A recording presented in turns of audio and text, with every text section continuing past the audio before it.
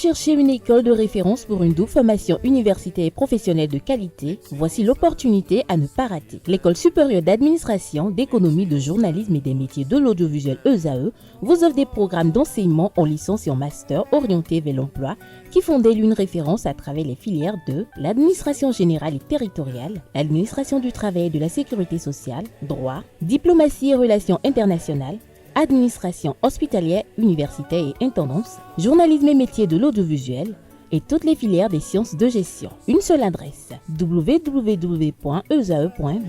Rendez-vous dès maintenant sur nos campus ESAE Bedjromende au numéro 90 93 65 21 ou au numéro 98 98 14 00. Paracourt sur le numéro 52 46 12 12. Aboumé-Calavi au numéro 52 88 44 44. Akpata au numéro 52 88 33 33. ESAE, l'excellence à un nom. Le bulletin matinal d'information, Nasrine Fatoumi, bonjour. Merci d'être là. Bonjour à Waneldou. Merci également d'être là pour la page des sports. Nasrine Fatoumi, on démarre ce bulletin matinal d'information par cette actualité liée à la comparution d'Osvaldo Meki et de Olivier Bokor devant le procureur spécial près la Cour de répression des infractions économiques et du terrorisme, CRIET. Amis internautes, bonjour. Présenté ce mardi 1er octobre 2024 au procureur spécial de la Cour de répression des infractions économiques et du terrorisme CRIET après 8 jours de garde à vue dans un dossier de tentative de coup d'État contre le président Patrice Talon, l'ex-ministre des Sports Osvaldo Meki et l'homme d'affaires Olivier Bokor ont été placés sous mandat de dépôt après cette première journée d'audition. C'est ainsi qu'en a décidé le juge des libertés de la Cour de répression des infractions économiques et du terrorisme CRIET. Le porte-parole du collectif des avocats de l'homme d'affaires Olivier Bokor et l'ex-ministre des Sports Osvaldo Meki, maître Ayodele Aounou, se prononcent sur cette décision de la Cour. Dans la nuit de ce mardi 1er octobre 2024, le juge des libertés et de détention de la Cour de répression des infractions économiques et du terrorisme CRIET a décerné mandat de dépôt contre l'homme d'affaires Olivier Bokor et l'ex-ministre des Sports Osvaldo Meki. Suivons ensemble le porte-parole du collectif des avocats, maître Ayodele Aounou, au micro de Quentin Amoussou et de Louis Amegankoué, qui se prononce sur cette décision de la Cour. Vous devez d'abord retenir que les personnes poursuivies, dont M. Olivier Bokor et M. Osvaldo Meki, ainsi que M. Gbagidi, si ma mémoire est exacte, ont fait l'objet de mandat de dépôt. Ce qui signifie qu'ils sont d'abord le nombre de personnes. Il y a eu 5 personnes qui sont poursuivies. Et il faut retenir que de façon schématique, 3 ont fait l'objet de mandat de dépôt et les 2 autres sont poursuivis sous contrôle judiciaire. Techniquement, ça signifie qu'ils bénéficient d'une poursuite sans mandat, mais avec une liberté relativement restreinte. Et donc, ils vont retourner chez eux après avoir accompli certaines formalités. La procédure a été respectée. Vous savez, les faits sont criminels. Et quand les faits sont criminels, la loi exige que l'instruction préparatoire est obligatoire. C'est-à-dire, un juge d'instruction doit connaître des faits et pousser les investigations avant qu'une juridiction, au fond, ne soit saisie. Et donc, pour ce faire, il faut un réquisitoire introductif qui est délivré par le procureur de la République ou le procureur spécial en l'espèce. Et donc, c'est sur cette réquisition ou c'est cette réquisition qui saisit le juge d'instruction. Donc, ce qui s'est passé ce matin a été exact. Il faut aussi noter que le procureur spécial nous a accordé un bon moment pour que nous puissions prendre connaissance du dossier. Quand il nous a appelés, on lui avait dit et que nous n'étions pas prêts, il nous a également accordé du temps. Et donc, quand ça ne va pas, il faut le dire, mais quand ça va, également, il faut le dire. Et après la comparution devant la chambre d'instruction, son rôle est de poser l'inculpation. Et après ça, on s'est retrouvé devant la chambre des libertés de la détention, dont le rôle, il faille le préciser, n'est pas de connaître du fond du dossier, n'est pas de dire si les faits reprochés aux mises en cause sont constitués ou non. Mais son rôle est de statuer sur la détention provisoire. C'est-à-dire que lorsque le ministère public estime que les mises en cause doivent être poursuivies ou gardées en détention provisoire en attendant le jugement, le rôle de la Chambre des libertés de la détention, c'est de connaître exclusivement de cette question. Et donc c'est ce qui s'est passé. Nous avons passé les 3 étapes, la présentation devant le parquet spécial, la comparution devant la Chambre d'instruction, et puis nous avons fini ce soir devant la Chambre des libertés. On reste toujours avec Maître Ayodele Aounou qui énumère les faits retenus contre les 2 prévenus. Au micro de Quentin Amoussou et de Ulrich Amegankoué, Maître Ayodele Aounou a énuméré les faits retenus contre Olivier Bokor et Oswald Omeki au thème de l'audition. On le suit. Je peux vous citer les infractions que le parquet spécial a retenues. Je crois qu'elles sont au nombre de 4. Il y a atteinte à la sûreté de l'État, il y a complot, il y a blanchiment de capitaux et enfin corruption d'agents publics. Voilà. Mais cela va de soi. Vous savez très bien que la prison, ce n'est pas la prison en termes techniques, ils sont en mandat d'arrêt. Ceux qui vont en prison, c'est ceux qui ont déjà fait l'objet d'une condamnation. Ils seront détenus dans une maison d'arrêt, évidemment, au sein d'une prison. Et bon, vous le savez, cela va de soi. C'est la conséquence des mandats qui ont été délivrés. Maître Carlos Gossou, l'un des avocats de Oswald Omeki, se prononce sur les faits dont on accuse son client. Maître Gossou Carlos, l'un des avocats de Oswald Omeki, a confié au thème de l'audience autant pour moi que son client ne reconnaît pas les faits dont on l'accuse. Il est au micro de nos reporters. Mon client était serein. Il ne reconnaissait pas les faits qui sont mis à sa charge. Et il est même surpris que son ami, puisque le principal accusateur est son ami personnel, il est même surpris que son ami puisse porter à sa charge des faits dont il n'a jamais discuté avec lui, selon ses déclarations devant les juges. La procédure étant toujours en instruction, nous ne pouvons pas révéler tous les éléments du dossier. Notre ministère ne nous y autorise pas. Donc, peut-être lors du jugement, qui sera une audience publique, vous aurez les détails par rapport à ces informations. Mais toujours est-il qu'il ne reconnaît pas les faits qui sont mis à sa charge.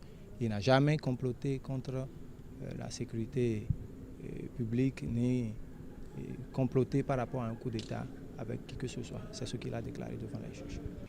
Quelques citoyens béninois se prononcent sur l'importance du consommant local. La 5e édition du mois du consommant local dédié au mois d'octobre en vue de promouvoir les produits locaux a démarré ce mardi 1er octobre 2024 à Cotonou, capitale béninoise. Il s'agit d'une initiative soutenue, entre autres, par le ministère de l'Industrie et du Commerce du Bénin. Assure dans cet élément signé Francis Fahami, quelques citoyens béninois qui apprécient les retombées de la consommation locale. Quand on consomme local, on peut aussi être en bonne santé. Parce qu'on ne sait pas ce qu'on nous amène de l'étranger, on ne sait pas comment ça se produit. Mais ce qui est produit chez toi, tu sais comment ça se produit et tu peux le manger comme tu veux. Consommer local, c'est une très bonne chose. Et en tant que Béninois, nous devons consommer local. Et je vais demander à nos dirigeants aussi de s'habiller localement. Puisque vous les voyez, nos dirigeants, souvent, ils sont dans des costumes que j'ai toujours déploré. S'ils peuvent porter nos habits locaux, je pense que c'est bon. Ça peut s'étendre même sur 1 an. Vous voyez un peu? Parce que même la cherté de la vie qui court aujourd'hui, là, c'est ça. Vous voyez un peu? Quand on va commencer par manger de chez nous, là, ce serait une très bonne chose. Quand vous faites un tour dans nos marchés, nos supermarchés, nos supérettes, tout ça là, vous allez voir que la plupart, c'est des produits venus de l'étranger. Consommons local, oui, mais le coût aussi, parce que les produits locaux sont encore plus chers que les produits importés. Si c'est bien, parce que ce qu'on a importé, on ne sait pas l'origine, on ne sait pas comment ça a été fait, mais les produits locaux, on sait très bien que c'est sur notre terre qu'on a semé ça, c'est sur notre terre qu'on a récolté ça, c'est sur notre terre qu'on a tout préparé. Donc, c'est normal. Si tu prends le cas du Sorabi, c'est le whisky local que nous consommons bien.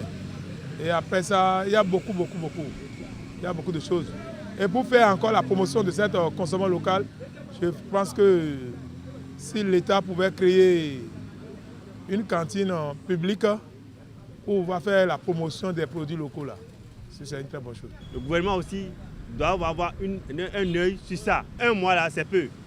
Il faut que ça soit, comment dire, ça soit quelque chose de répétitif, quoi. Hein? On fait ça au moins chaque fin du mois là, c'est encore une bonne chose. Le gouvernement n'a qu'à subventionner les produits locaux pour que ça devienne un peu moins cher, pour que nous pouvons avoir l'accès aux produits locaux. Si c'est cher, les gens seront obligés d'aller vers les produits importés. Quand vous allez exiger, par exemple, je prends le riz américain qu'on avait amené, les gens n'aiment pas ça. Les gens préfèrent le riz thaïlandais, chinois, indien et autres. C'est ça. Voilà le problème. Le président de la Haute Autorité de l'Audiovisuel et de la Communication AC, Edouard Kokoloko, a adressé un communiqué à l'endroit des promoteurs d'organes de presse en ce qui concerne la couverture médiatique de ces activités. Le président de la Haute Autorité de l'Audiovisuel et de la Communication AC, Edouard Kokoloko, interpelle les responsables d'organes de presse au sujet du traitement de ces activités. C'est à travers un communiqué de presse en date du 24 septembre 2024. Suivons ensemble. Communiqué numéro 046-RAC-PT-DC-SG-SGA-SCS de la Haute Autorité de l'Audiovisuel et de la Communication AC à l'attention de tous les promoteurs et responsables d'organes de presse installés ou émettant au Bénin. Il m'a été donné de constater avec grande consternation que les organes de presse installés ou émettant au Bénin, y compris ceux du service public, exigent des bons de commande avant la couverture médiatique des activités de la Haute Autorité de l'Audiovisuel et de la Communication ou adressent des factures à l'institution après publication de ces communiqués de presse et décisions. Cette anomalie ne saurait perdurer. C'est pourquoi je voudrais rappeler à l'attention des promoteurs ou responsables des organes de presse émettant ou installés au Bénin en général et ceux du service public en particulier que la publication des actes de l'institution de régulation des médias et de la communication ne saurait être facturée car cela relève du travail ordinaire des organes de presse. Excepté les frais prévus éventuellement au budget en période électorale pour désintéresser les organes de presse astreints à la couverture médiatique des élections, la Haute Autorité de l'Audiovisuel et de la Communication n'entend plus prendre d'autres engagements financiers dont elle n'a pas les moyens. Par conséquent, la Haute Autorité de l'Audiovisuel et de la Communication AC informe ses partenaires qu'elle n'émettra plus de bons de commande et n'acceptera plus de factures à l'occasion de la publication de ces actes qui ne s'inscrivent que dans le cadre du strict respect de l'intérêt public.